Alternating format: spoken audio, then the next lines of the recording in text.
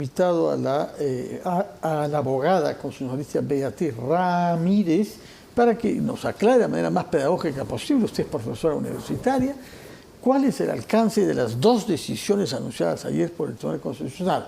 Sobre la primera parece que no hay mucho debate, es decir, rechazar la demanda competencial que había presentado la señora Patricia Benavides, con una argumentación que parece bastante sólida. No se puede considerar que es un hecho puramente administrativo el tomar una decisión que ha significado retirar a una fiscal como Bersabe Revilla de un proceso que tenía que ver con la hermana de la fiscal de la Nación, bajo sospecha de haber liberado narcotraficantes. El tema es grave y sobre eso el TC ha, digamos, sentenciado.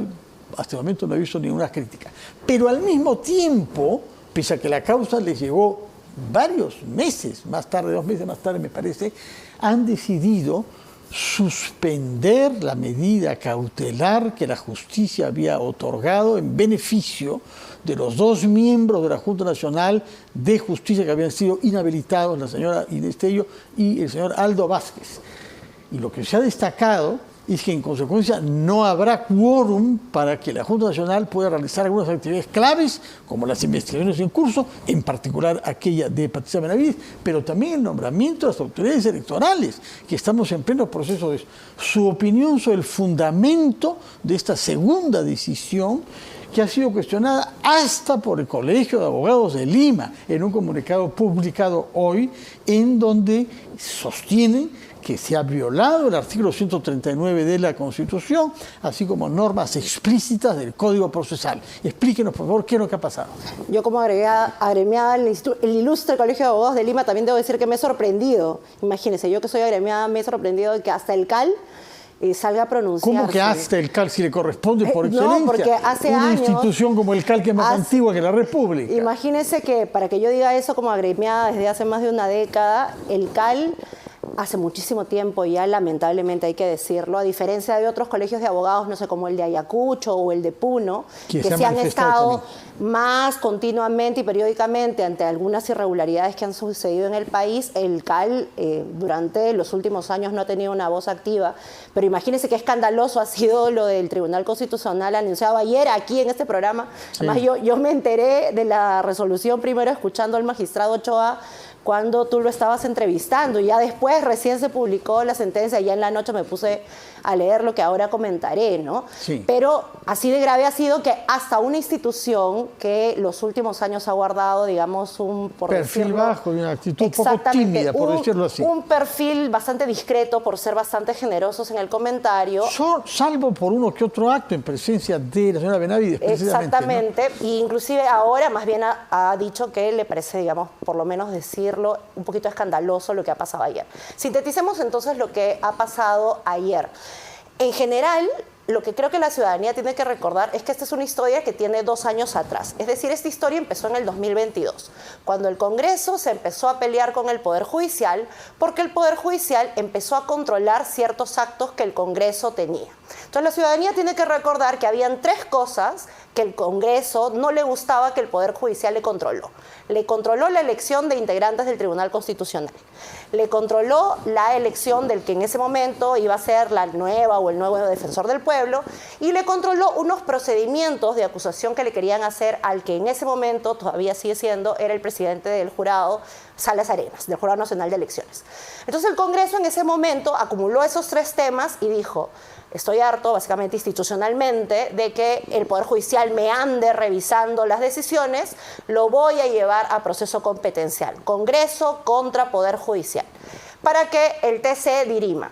Y entonces el TC en febrero del 2023, es decir, estamos hablando 1 año atrás, básicamente le dio la razón al Congreso, pero puso una letrita chiquitita.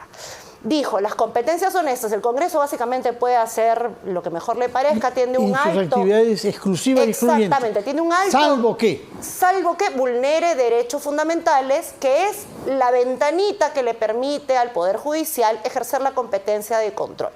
Entonces, ¿por qué hago esta memoria? Porque en verdad Esta segunda demanda que se acaba de presentar hace unas semanas es en realidad como, para quienes han visto El Chavo del Ocho, Kiko agarrando la pelota diciendo mira, mira, mira, ahora dame de nuevo la razón, porque este es un tema que ya el Tribunal Constitucional ha zanjado. Entonces podríamos muy bien entre varios constitucionalistas discutir por qué sobre un tema que ya hay una sentencia, el Congreso vuelve a plantear de nuevo un segundo proceso competencial, que es bastante discutible.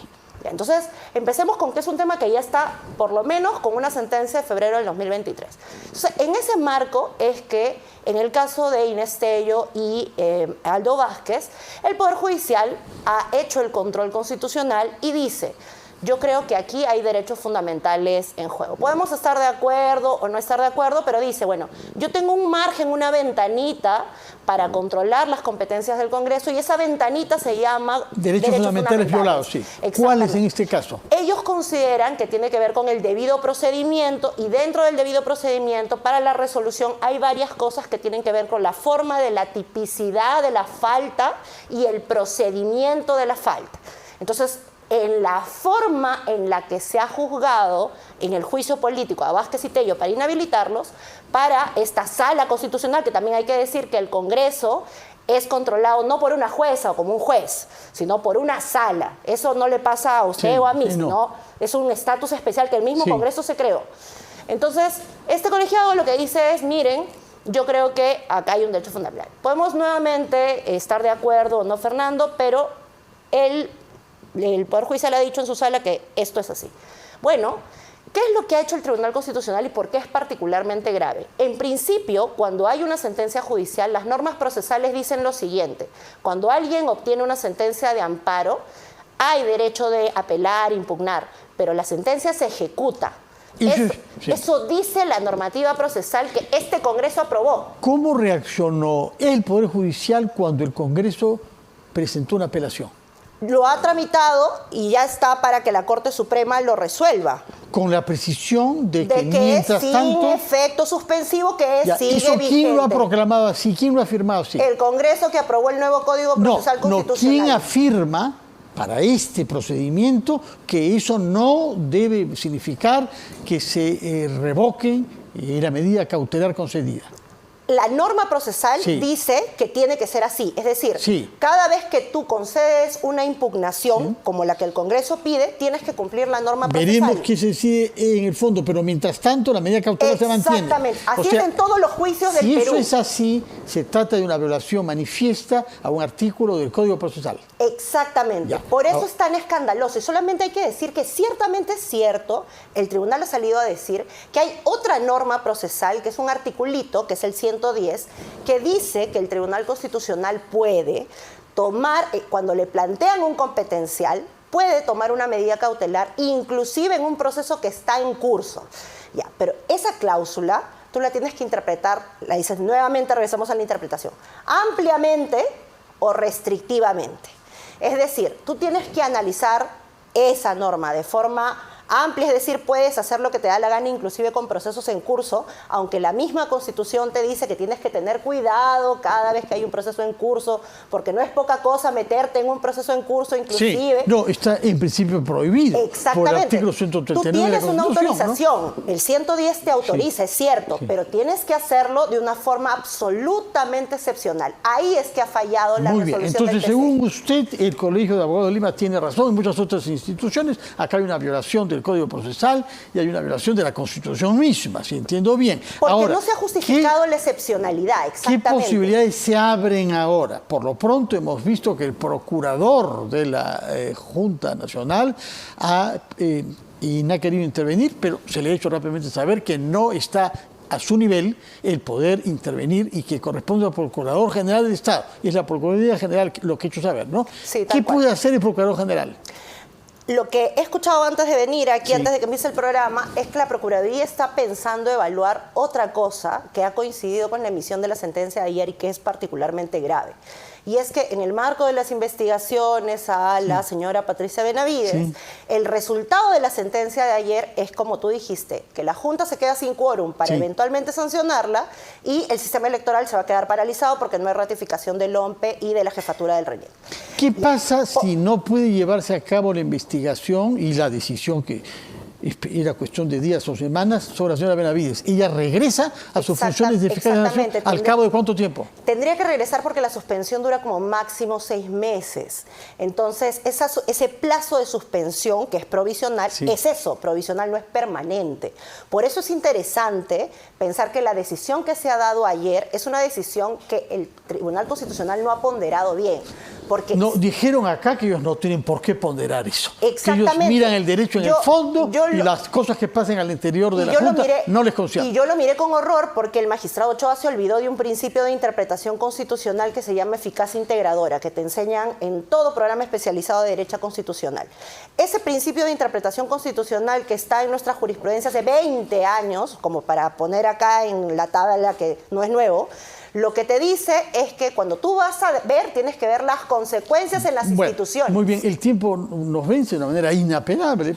Yo quería aprovechar lo poco que nos queda para preguntarle qué margen de acción tienen los dos miembros de la Junta que vuelven, según el TC, a quedar inhabilitados, es decir, Aldo Vázquez e Inés Tello. Me imagino que lo que ellos van a hacer es, 1, pedirle a la Corte Suprema que agende impugnación de su cautelar. 2, pedirle a la sala, que tiene que resolver primero, no la cautelar, sino el fondo de su amparo, también que lo resuelva a su favor. Eso es meses. Exactamente. Y durante esos meses, ¿qué pasa con ellos? ¿Están fuera? Exactamente. Ellos tienen que acatar, por arbitraria que haya sido la decisión. Exactamente, porque en nuestro país, nos guste o no, el Tribunal Constitucional es un órgano de cierre y por eso es que, Fernando, es tan dramático que el Congreso elija a todos los integrantes del TC, que después está muy proclive a darle la razón al Congreso en las causas que presenta. Bueno, según hemos escuchado a Pacheco, por ejemplo, esta mañana, ella no le debe nada al Congreso porque no es el Congreso que le ha elegido, sino la comisión que se constituyó para eso. Que es de congresistas. Bueno, en todo caso, eso es lo que nos dijo. Señora Beatriz Ramírez, muchas gracias por su presencia.